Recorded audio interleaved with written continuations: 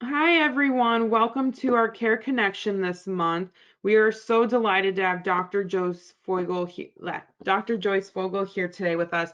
She works at New York Mount Sinai Beth Israel Hospital. She's one of the associates of Geriatric and Palliative Medicine for the Icahn School of Medicine at Mount Sinai. She is fantastic. We're so excited to have her here today to really kind of discuss about how to make sure we're maintaining our own health as caregivers as well as our person's health during this time of COVID. So I'll let Joyce take it away. And just to let everyone know, you guys are muted. So if you have any questions throughout the presentation, just put it in the chat box and we'll be able to as we go along. All right. Thank you, Kara. I am delighted to be here doing this. Kara and I have worked together on a number of projects, and I'm very thankful that she invited me. This is an area that I've gotten more involved in educating people about their own health care during COVID. Whoops, why aren't my slides moving? Okay, so in different parts of the country, the experience of COVID was at different times, but it was the focus. It was the focus of all of healthcare. Unfortunately, the rest of our medical problems don't know that they need to go on hold. Diabetes doesn't stop, hypertension doesn't stop, and certainly cognitive impairment and dementia doesn't go away because we're dealing with a pandemic. Some people dealt with it by visiting Dr. Google. So the internet was the answer for some people. Well, I'll look it up. I'll see whether it's important. I'll ask my friend. I have some medication in the closet. I'll try that. And we really had to encourage people to use the medical resources that they have. In New York, during the surge of COVID in March, we needed to figure out how to care for our patients. And we discovered that we really could do a lot more through a virtual visit than we thought. Basically, this revolutionized digital health. And COVID was the driving force in expanding access to telehealth. And we had to learn what we could do with telehealth and how it could benefit our patients. So telehealth or telemedicine is really anything that allows healthcare professionals to evaluate, diagnose, and treat patients in remote locations using telecommunication technology. So there's a couple of caveats here. So telehealth was being used by third-party payers for a long time. Medicare was not reimbursing for telehealth until they realized that this was a necessity during COVID when people could not leave their homes. So this was a new entity to Medicare. Some of the caveats were also about licensing. So I, as a practitioner in New York, I'm licensed to practice medicine in New York. If I am seeing a patient, if I'm doing a telehealth visit with a patient in New York, that's not a problem. But what if my patient happens to be visiting their daughter and wasn't able to come home and they're in North Carolina? Can I see them? Well, actually, I have to be licensed in the state that they physically are in. So I would not be able to provide a telehealth visit. Now, during the state of emergency, a lot of these rules and restrictions were relaxed, especially, I'm speaking from New York, so we looked at the tri-state area in Pennsylvania. There was a lot of reciprocity of letting people practice among those states and providing temporary licenses. So we could do that, but that's sort of the one caveat of the telemedicine. So then is the benefit worth the risk? And there's sort of two things I'm going to talk about benefit risk. So is the benefit of going to the doctor's office versus a telehealth visit, is it worth the risk for me to go to the doctor's office? Can the doctor really assess me by a video visit or by phone? Is it worth it? And is the risk of telehealth and not being seen going to make a difference? And then there's the risk of you going to the doctor's office. So we're going to talk a little bit more about these things. Benefits of telehealth. So it's minimizing, what might be unnecessary visits to doctors and hospitals if someone can assess you or your loved one or that who you're caring for remotely. They don't have to travel. So there is what was so important during COVID was the decrease in exposure to infectious disease. Care access, someone who might not be able to get to the office. So today I did a video visit with a 92-year-old. My patient was 92 years old with Alzheimer's. She has 24-hour caregivers, and her daughter does not live with her.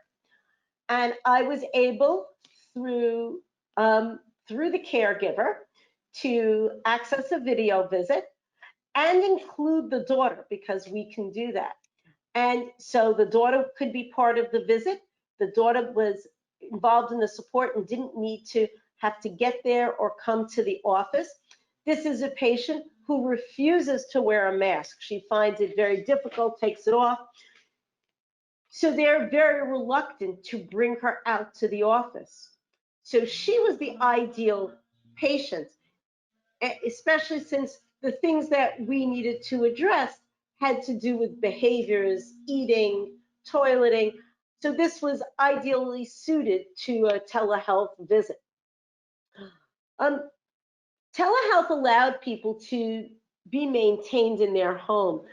I was following people who were ill with COVID, staying at home with weekly, sometimes twice a week visits to see how they were doing, to get information, for them to provide certain data to me, to see that they could stay home safely. It increases access to doctors and specialists in rural areas.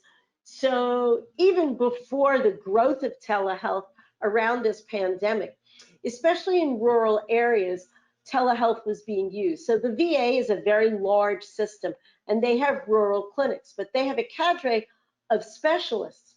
And they were, for a long time, using their specialists to do e-consults or electronic consults or telehealth consults. So the specialists didn't necessarily have to be there when people were in rural areas. It can decrease wait time for appointments, and we're going to talk about how these visits play out. Disadvantages to telehealth. Well, it does reduce those face-to-face visits with doctors, and sometimes that affects relationships. It's hard to establish a relationship. So often providers will not do an initial visit to establish care with someone as a primary care provider as a telehealth visit, because it doesn't give them the same advantage of getting to know somebody. Could you miss things? Sure. It's very hard to do an abdominal exam on somebody with abdominal pain. And it requires technical ability and access to technology. And this has been the greatest challenge that I think we as providers are dealing with older adults, that they have to have a smartphone, tablet, or computer to be able to access that kind of visit. And they have to be able to, sort of click the right buttons here and there. And sometimes it can be a bit challenging. I've had patients set up video visits and then realize, oh, their phone doesn't have a camera. So I was waiting for them to log on, but they didn't know that, or, oh, there's no Wi-Fi. So there can definitely be some challenges, and we have ways around them. And I did address the not always covered by insurance, and luckily Medicare has seen how important this is and is covering it. So how can you access telemedicine? What does it mean? So the simplest method is a phone call. And in fact, Medicare and other third-party payers started paying for check-in phone calls to address needs. They had to be of a certain time frame, so it's not just I need a medication renewed, but maybe you need a medication renewed, but we needed to review what is your blood pressure, does your medication need to be increased? So the simplest way is we can do phone calls. Those are still telemedicine when they are booked as telephone calls.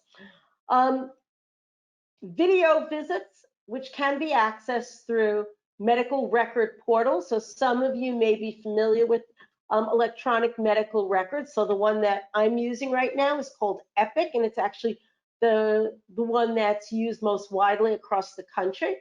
It has a patient portal called MyChart, and patients can access us through MyChart, and they are connected to the visit through MyChart.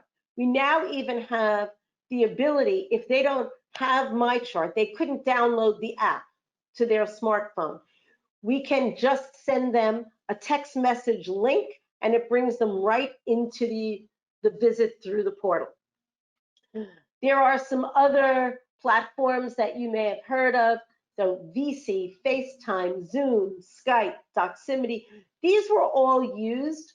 It can all be used to do a visit. It's a face-to-face visit. The difference is that when we're doing it through the medical portal, it's HIPAA compliant and confidential.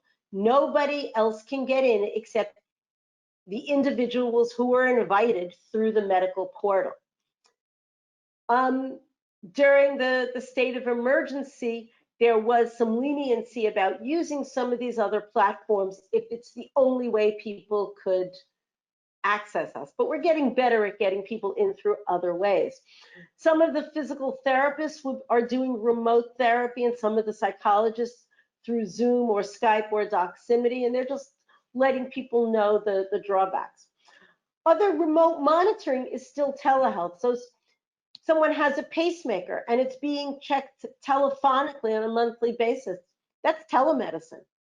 Or distance diabetic monitoring that's getting transmitted to a physician's office.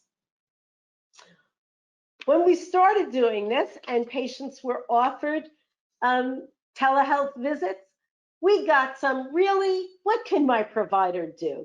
Can they really help me? What can they do not seeing me face to face? Well, they can get your history, assess your complaints, review a medication list and your compliance, your side effects, or those who you're caring for. Review your medical records. Maybe you've been to a subspecialist. Evaluate anything that is being reported to them. As a caregiver, you might be reporting a blood pressure, someone's blood sugars, their weight. We can do a visual exam on video. Sometimes I will ask a patient to, they're having abdominal pain. Can you press here for me? Can you press there? And I can watch their response. I can evaluate a rash and look at somebody's rash.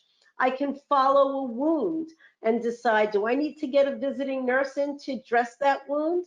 So I can come up with an assessment and plan. I can order medications. There were a lot of pre-existing services that we used in homebound patients, including the ability to get labs at home, x-rays, echocardiograms, physical therapy.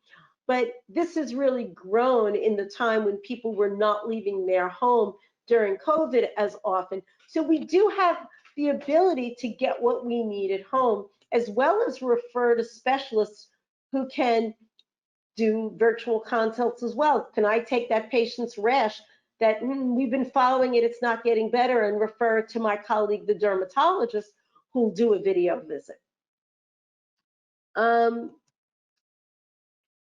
Telemedicine and dementia, can that really happen? Well, in fact, yes. They may need a caregiver or family member to be helping them, but this can be very helpful, just like the patient I talked about from today.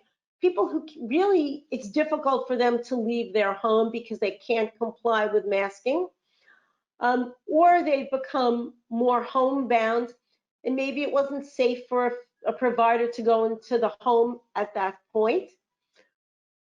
We can be very problem focused, orienting the patient to what's going on. It might be a little confusing to see your doctor on a computer or on their phone, but I've also found that when they're oriented, often they're really happy to see me, and I can get the information I need from them, and then maybe speak to the caregiver or the family member separately who can share their concerns with me. I mentioned this a little bit. Is my personal health information secure? So telemedicine appointments are subject to HIPAA compliance as well.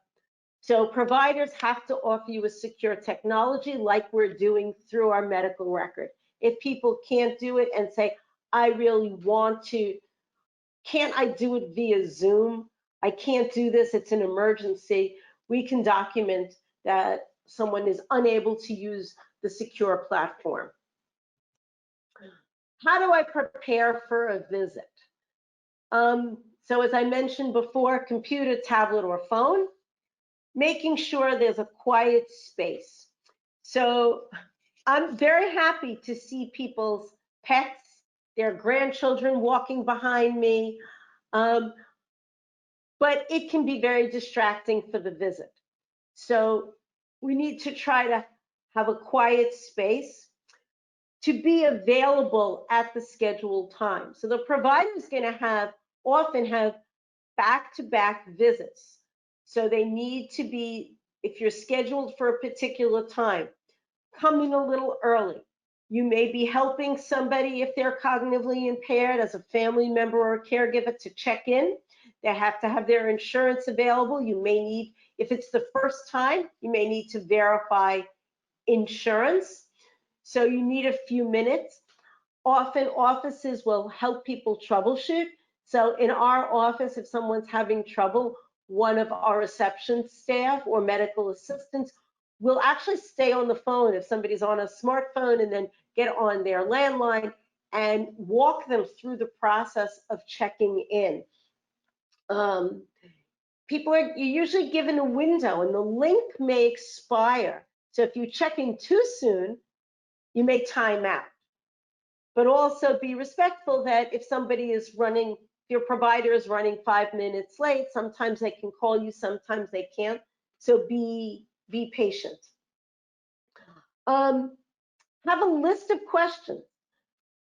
I know that when I'm in the office with my patients, sometimes I've left the room, we're checking out, the visit is over, I'm moving on, and someone will run after me. I forgot to ask you. But once that video visit is over, you can't run after me in the hallway. So I tell people, come with a list. So we can make sure that the patient, the caregiver, the family's questions are all addressed. I might have my own set of questions. So if I'm just going through my concerns and our time is over, we haven't gotten to your list. So it's important to say, I have a list of questions, and can we start with those? Medication bottles, have them available. One of the pluses that I found in some of these visits is being able to actually see medication bottles. We can tell patients over and over again, bring your bottles to the office, and they forget. They bring a list, but I may not know if they're really compliant or if there's some problem. I had the experience where I said, show me the bottles, and I found there was duplication, and they were taking one from bottle A and one from bottle B, and it was the same medication, or they were taking the old dose of a medication when it had been increased. If you have been collecting data, blood pressures on somebody, their blood sugars in a diabetic, oxygen levels, weights, you can provide that information and have it available. We can have, through most of these platforms, families can join. We can send a link to a family member so they can join in on the visit. So it's just like, well, where should I be using telemedicine and where shouldn't I be using it? So consider telemedicine if you can't get to the office for things like allergies, cold, cough, earaches, headaches, mild diarrhea, constipation, mild nausea and vomiting, pink eye or conjunctivitis, urinary complaints, low-grade fever, routine management, like I want to talk about my blood pressure or my diabetes. I need to follow up on these things. So some of these things, so you will often see probably advertised on TV at bus stops where a lot of healthcare systems have urgent care available through telemedicine. At Mount Sinai, it's, Mount Sinai Now, and you can click on Mount Sinai Now and ask to set up an urgent immediate visit, and then you get a link back saying the doctor is available. So you could be doing this with as an urgent visit, or you can be doing it with your primary care provider. But be seen in person if you have things like broken bones, and you have to play it by ear. I had I think it was in April, I had a patient, an elderly woman who was cognitively impaired, who had fallen and was very, very reluctant to be seen in person. And we were doing a lot of video and telephone calls, but she wasn't walking. And I did get an x-ray into the home, and she had a broken hip. She really needed to be seen in person. She needed to go to the hospital, but there was a lot of reluctance. For some things, we really can't deal with this via telemedicine. I'm going to talk a little bit about stroke and chest pain and cardiac symptoms, but high fevers, severe abdominal pain, these are things that need to be seen in person. Well, so if they need to be seen in person, is it safe for me to go to the office? Either because I have an urgent need, or because, maybe I want to see my doctor now. COVID risk has been reduced. So right now in New York, the rates of positive tests are less than 1%. And so people are starting to come to the office because they say, well, maybe in the winter I won't be able to get there. But is it safe? And the is it safe starts all the way back with, how do I get there? Mom can't walk to the office. She needs to take a car service or an Uber. Is that safe? So masking. Everybody needs to mask. If you're traveling on transportation, you're masking. Most of the Ubers and the car services will have plexiglass between the driver and the passengers in the back. Hand hygiene. So I've been asked, well, should we wear gloves? We wear plastic gloves if I'm taking a taxi. I advocate good hand hygiene. So here's the problem with wearing gloves. You wear gloves, you touch something, you then touch your face, and you think you're wearing gloves and you're protected. It's no different than if you have bare hands touch something and touch your face. What's more important is doing hand hygiene, using hand sanitizer or soap and water, and keeping safe. What are the protocols in the office you're going to? So feel free to call and say, I am coming to the office. Please tell me what you're doing to keep your patients safe. In our office, patients are screened 3 times before they're actually seen by the provider. They get a phone call reminding them that they have an appointment, and they're screened for COVID symptoms. They come into the office before they're allowed to get into the elevator or go up into one of the offices. Their temperature's taken, and they're asked screening protocols. They're asked about symptoms. They're asked to remove gloves if they come in with them, for the reason is they may be bringing something in from outside, and there's hand sanitizer everywhere. And then when they hit the office, they're asked these symptoms again. They are not waiting in a waiting room. They're actually only allowed to bring 1 guest up with them. So they can't come with a family member and a home attendant because there are more people than in the office, and they're brought directly into the exam room so people aren't waiting. The check-in and check-out is all done in an exam room so people can feel safer. I know in some offices in more suburban areas, people are told to wait in their car in the parking lot, and they will get a text message when they should come up to the office to avoid crowding waiting rooms. High-touch surfaces should be disinfected frequently. There should be social distancing protocols. Patients, there should be strict isolation of COVID patients from other patients. So I got an abnormal lab value back that was very serious on a patient the other day, and I called her daughter and I said, Mom needs to go to the emergency room. She said, we're not going. I said, of course it was Friday night. And I said, I'm not sure this can wait till Monday. I'm very concerned. She said, it's not safe to go to the emergency room. 2 hours later, I get a call back, and I went over with her all the practices that are being done for safety. She called me back 2 hours later and said, I called the emergency room. I asked them to go over everything with them and how Mom would be treated and where she would be put in relationship to people who might be coming in with COVID. That reassured her, and she was willing then to have Mom go to the emergency room. So if that's what it takes, feel free to ask the questions.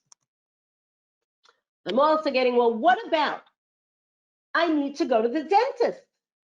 Is it safe for me to go to the dentist? One of my patients asked me this, and he said, I have a little bit of a toothache. It's not a big deal. And what I posed to him was, if you then wind up with an abscess, you could wind up in the hospital. It could be an emergency.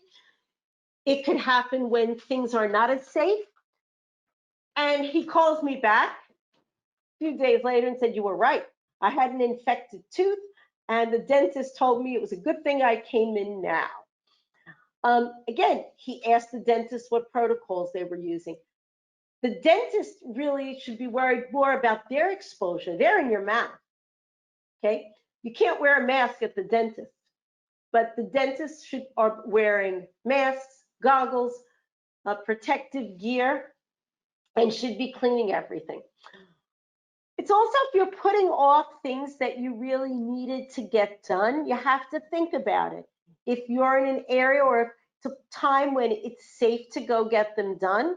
So I had 2 separate patients within the same week who had put off following up on a test that they needed. One was a mammogram, the other one was a scan where there was some abnormality. They were told to follow up. Then COVID happened, and they didn't go, and they kept delaying it, and they kept delaying it. And both of them wound up being diagnosed with cancer. And there was a delay in the diagnosis. The outcome was fine. They did well, but they had to follow up. And if they delayed it even longer, the outcome might not have been so good. Same thing with physical therapy. I'm asked about, well, is it okay for the physical therapist to come in? So as our older patients, especially with cognitive impairment, might be staying home, and maybe they have some gait instability, difficulty walking, they became more debilitated not leaving their homes and not getting the therapy they were getting before. So again, if you're having someone come into your home, what precautions are you taking? The home attendant who's coming in, how are they screened? Are they safe coming in? So you can get what you need and still do it safely. Does your condition increase your risk of getting COVID? So we definitely know that, older people are at the highest risk of poor outcomes.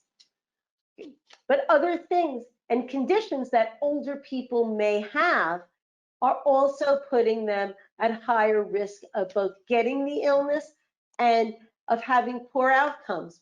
So that also plays into the equation of, well, do I want the physical therapy?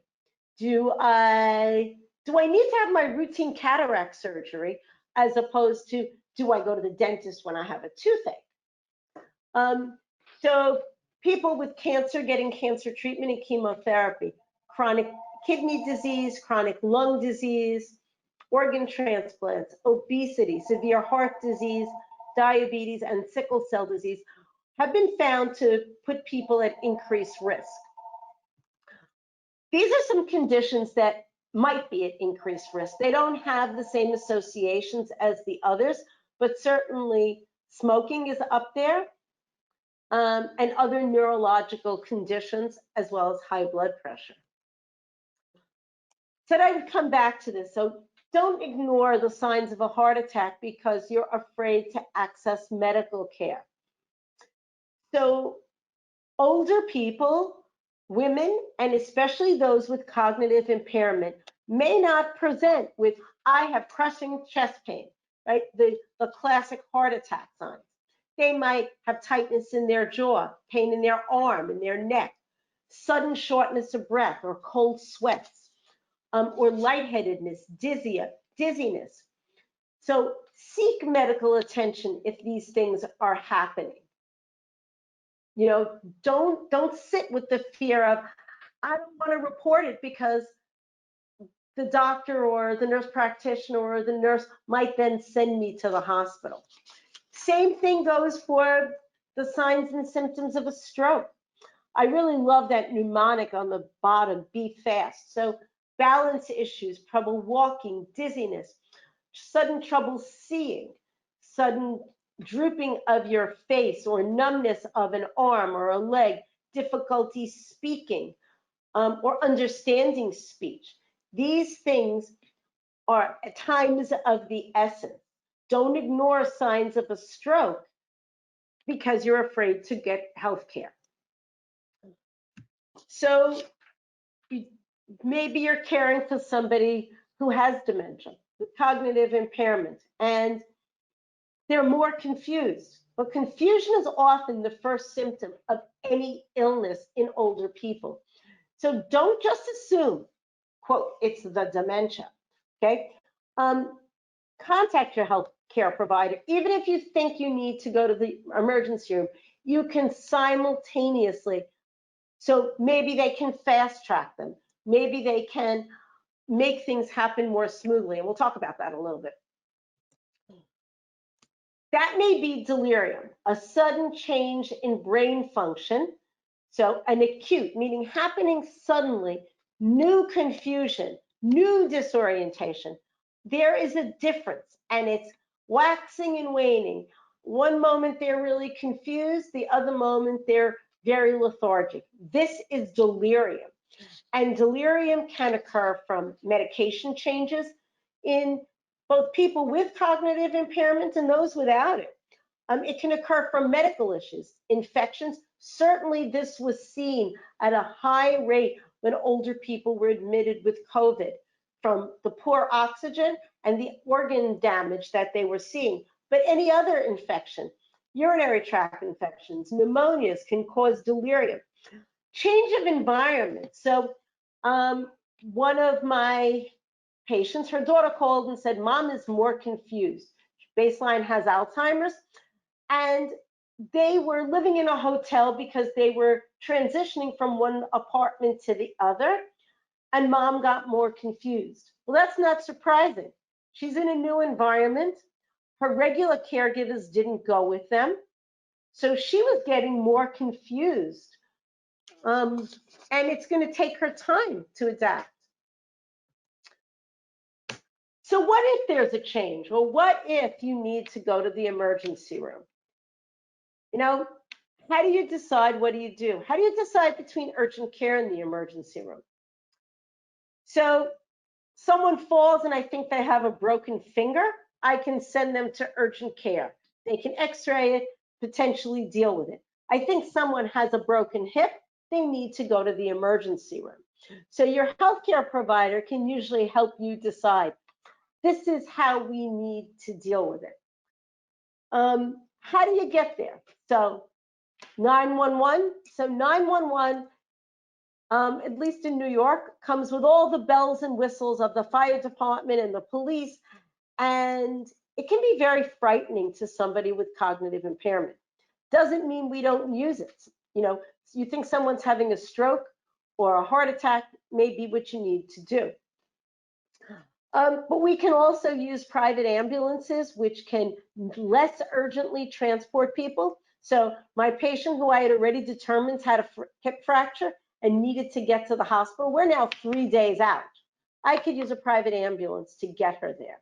Or the patient with the abnormal labs, but who is really not can't get around very well.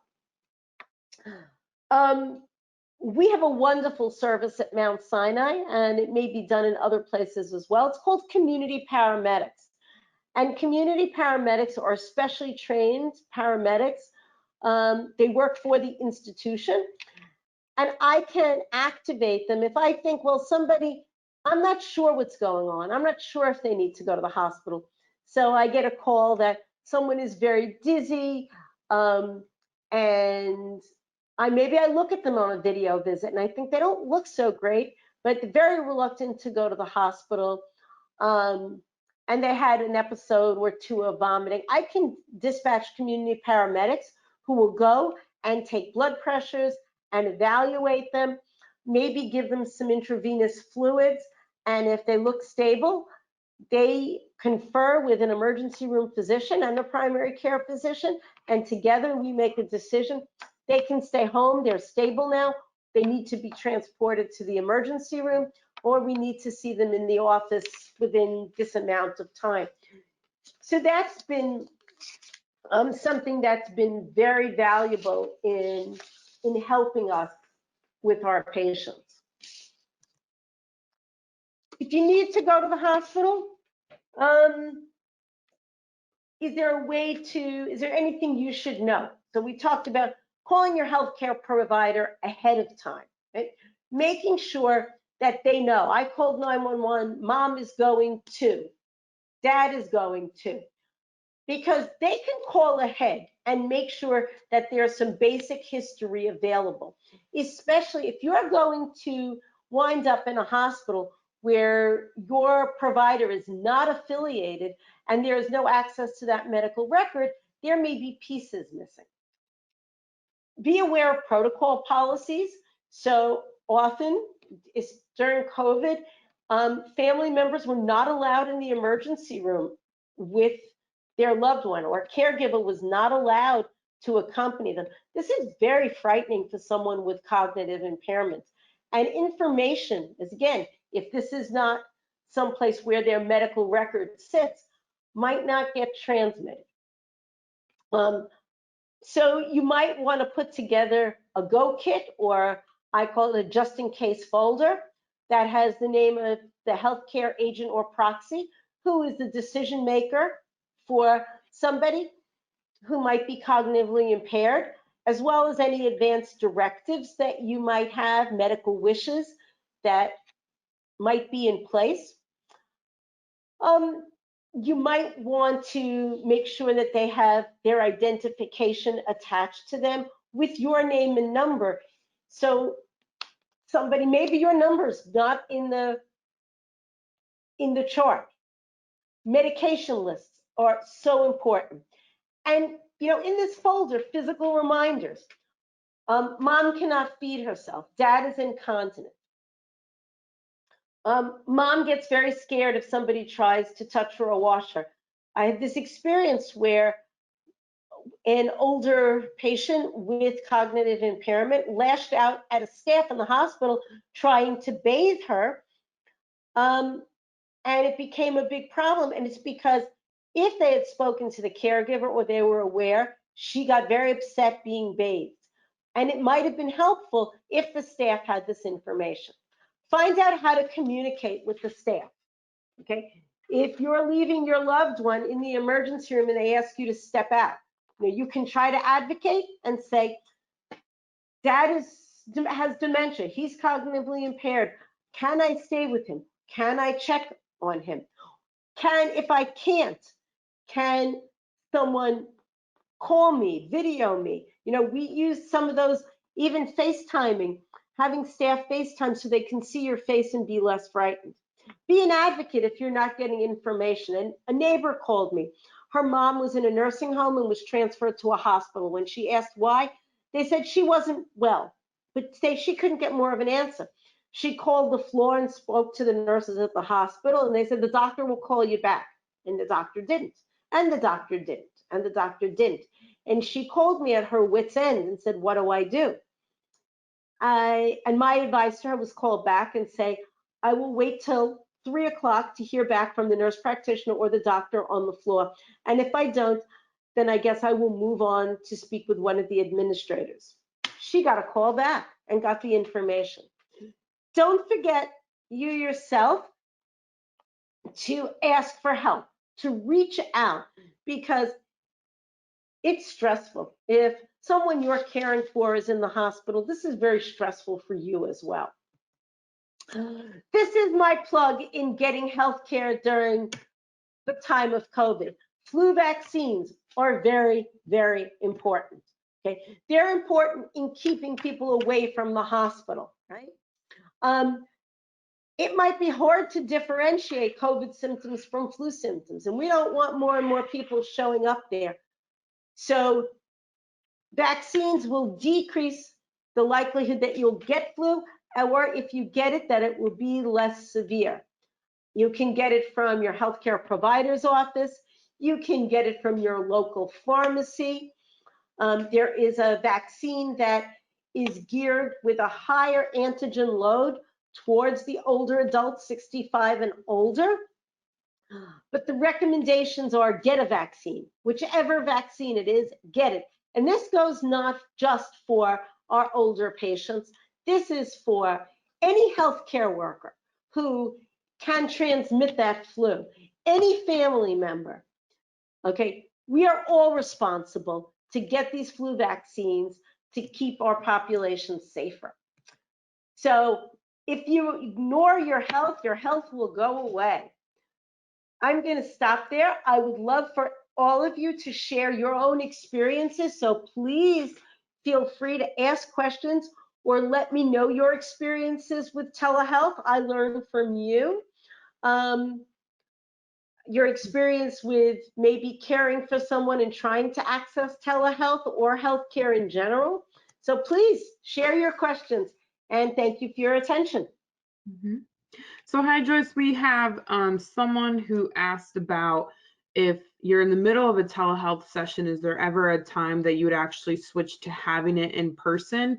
And at what would you switch them to come in person?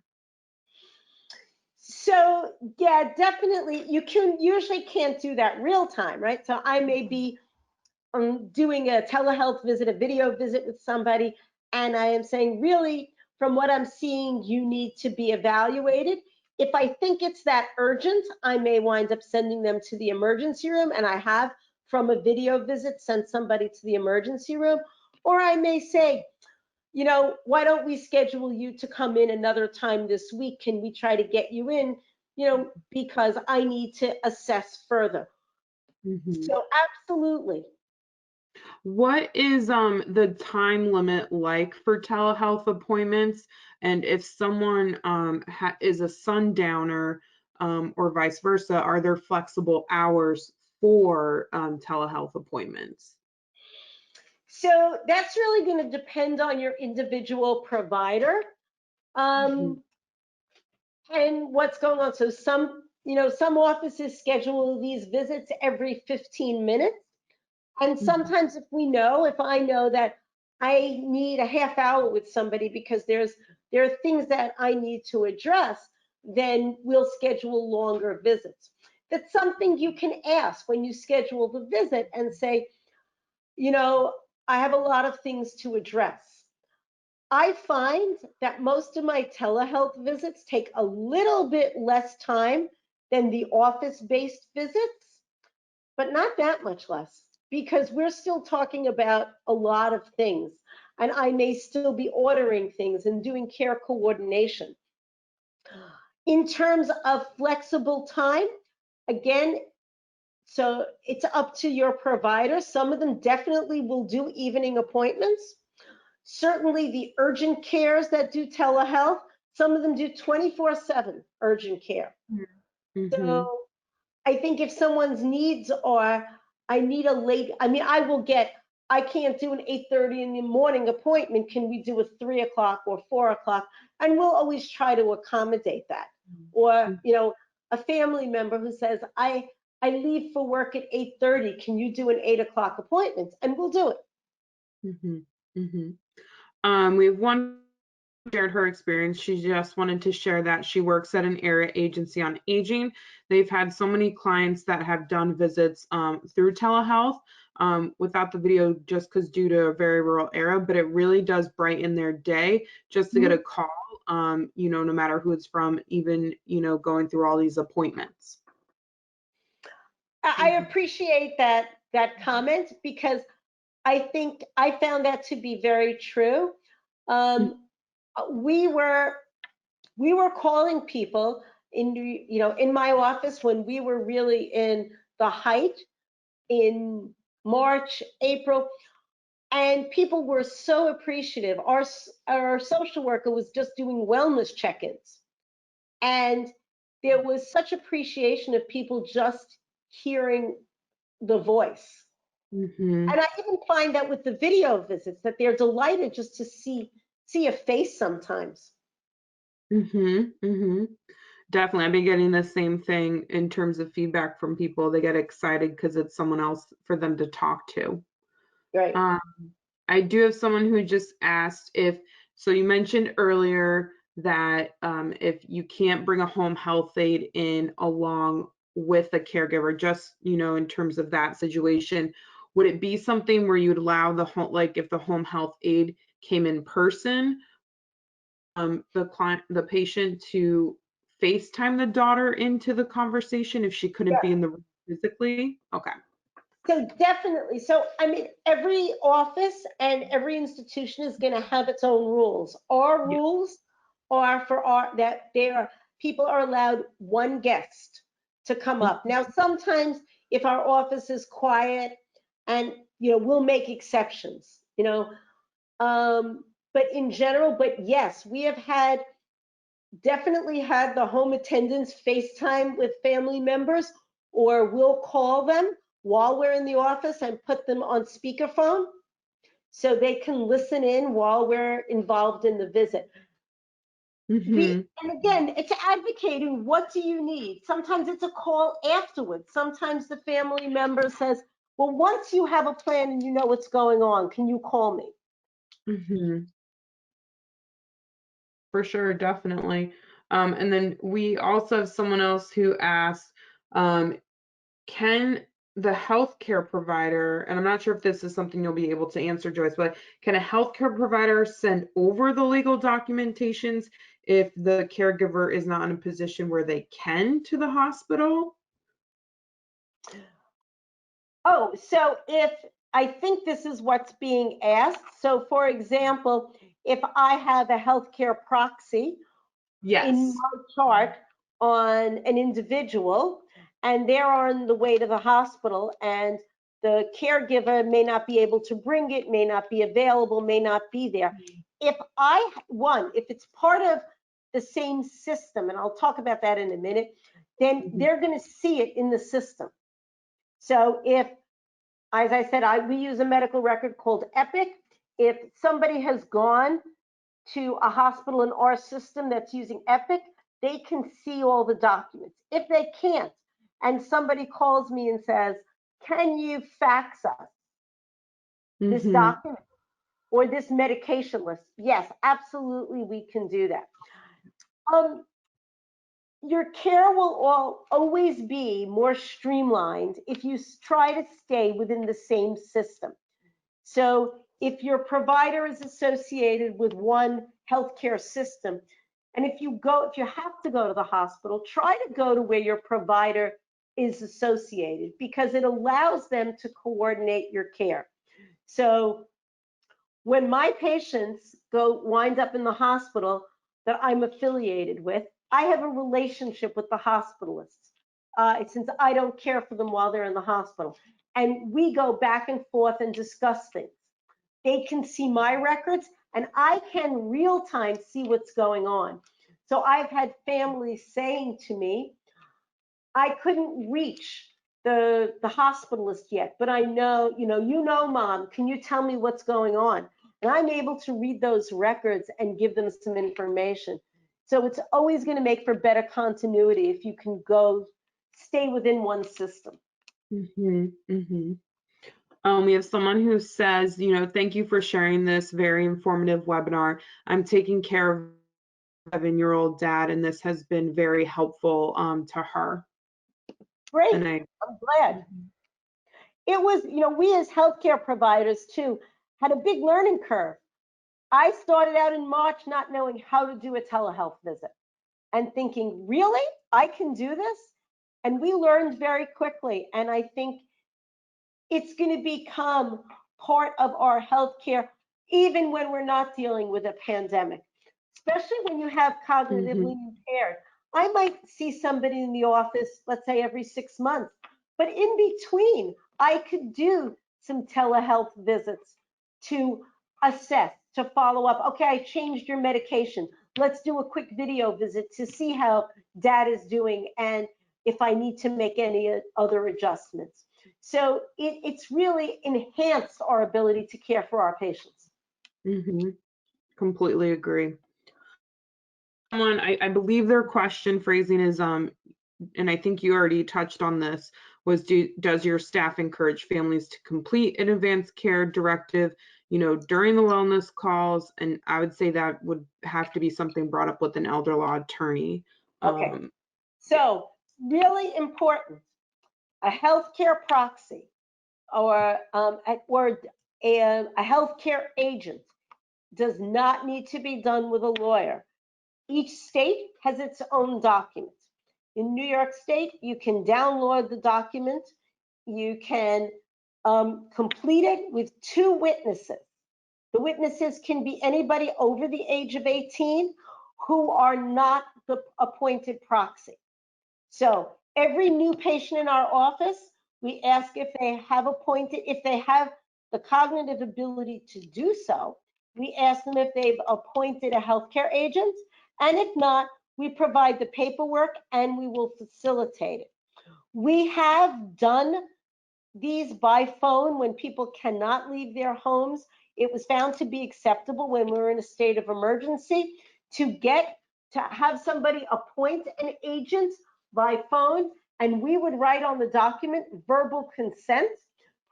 We would witness it. So 2 providers, my social worker did a lot of these. She would get me on the phone. She would get somebody else on the phone. They would hear the patient say, I'm appointing my daughter. We would sign off that there was verbal consent and witness it. And then we would mail it to them. They could then go ahead and sign the documents. But I highly encourage people, while people have the cognitive ability, to make sure they get healthcare proxies.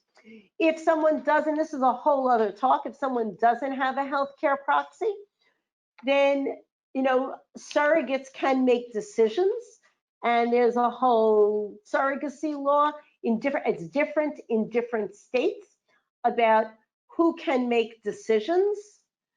You can still make surrogate decisions, but if you can get that healthcare proxy, please do it.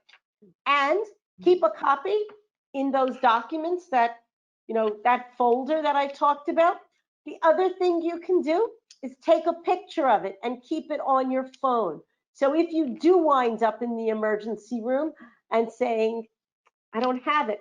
So many years ago, with the first person who told me about putting together this just in case folder was a social worker I worked with. And I had a mother-in-law who was ill, and I made one of these folders for her. And we get a call that she's in the emergency room with a stroke, and my husband and I leave the house and we go without the folder with the healthcare proxy. But because I knew where the folder was, we were able to get a neighbor to come into the house to get the folder and bring it to us. But the easier way to do it now is just take a picture have a copy of that healthcare proxy on your phone so it's always with you if you're running somewhere. Mm-hmm. Mm-hmm. We have someone else. Thank you. This has taught me so much about the healthcare system that I was not aware of, especially during COVID, knowing that I am allowed to ask questions. Yeah, advocate for yourself. Mm-hmm. Mm-hmm. So we're getting a lot of thank yous coming in. I do see another question. This one looks like it refers to long facilities, and this will obviously depend on certain states, but if the long-term care facilities aren't allowing the person to leave for an appointment and the person needs to go to an in-person appointment, then what should they do as a caregiver? So this is really tough. I mean, there are a lot of long-term care facilities where they're really protecting their patients, their clients, because they don't want people going in and out, the less exposure there is. I don't know what the law is elsewhere in New York. People who work in long-term care facilities have to be tested every week to make sure that they're not asymptomatic carriers. And I think that they are trying to bring into a lot of long-term care, they will try to bring in what's needed for somebody. But if someone absolutely needs to be seen by a specialist that they can't do, telemedicine can be used in long-term care. So that's certainly an option to use the telemedicine if somebody needs to follow up with their cardiologist. There will be physicians going into most long-term care facilities who can help coordinate. And if somebody needs to leave and go to a hospital, they will allow it. You have to look at this on an individual basis and look at what's the risk of somebody leaving and coming back? What's the appointment for? Can it be addressed within the facility? Mm-hmm. Mm-hmm. Absolutely. We have someone else that says, thank you for this awesome informative workshop. Thank you.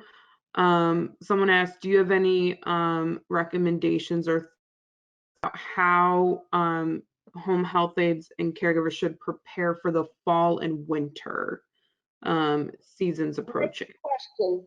So it's a really great question. So I think that we all need to continue to do all the things to stay safe, which is masking, social distancing, and hand hygiene. So making sure that you have the things that you need in the home. So the masks, the disinfectants, the hand hygiene, disinfectants, making sure you have those. At the beginning of all of this, people were stockpiling toilet paper and water. Mm-hmm. I think we need to go and stockpile toilet paper and water, but making sure there's some extra food around, making sure you know how to access care if you need it, if you know how to get medical care, getting your flu shot before the winter, making sure that if it's appropriate, people have had their pneumonia vaccines as well. So there are 2 pneumonia vaccines all older people should have. One that covers 13 strains of pneumococcal pneumonia, the other 23 strains. So making sure that their routine medical care is in order. Having a supply of medication, extra medication on hand is always a good idea. So if you don't run out of medication at the last minute and then you feel, I can't get to the pharmacy. Mm-hmm.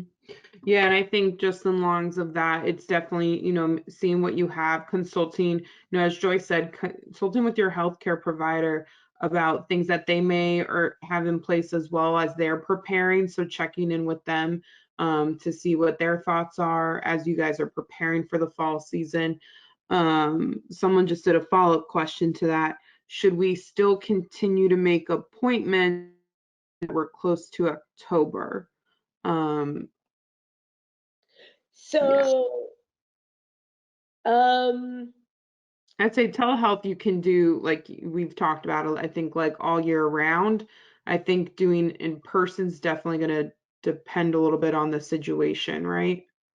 Right, but you can make an appointment and change it. So I tell people, I see somebody and I say, hey, let's follow up in 2 months. And if in 2 months I need to change that to a telehealth appointment, that's okay. Mm-hmm. You know, you're better off having the appointment and then saying, can I change it? Mm-hmm. Mm-hmm. This way, at least it's on the schedule, and that way, as it gets closer, because we don't have all the answers about what's going to happen, at least give some preparation for ahead of time. Okay, so we just have a lot of continues of this was great. Can this be emailed out, your presentation, Joyce?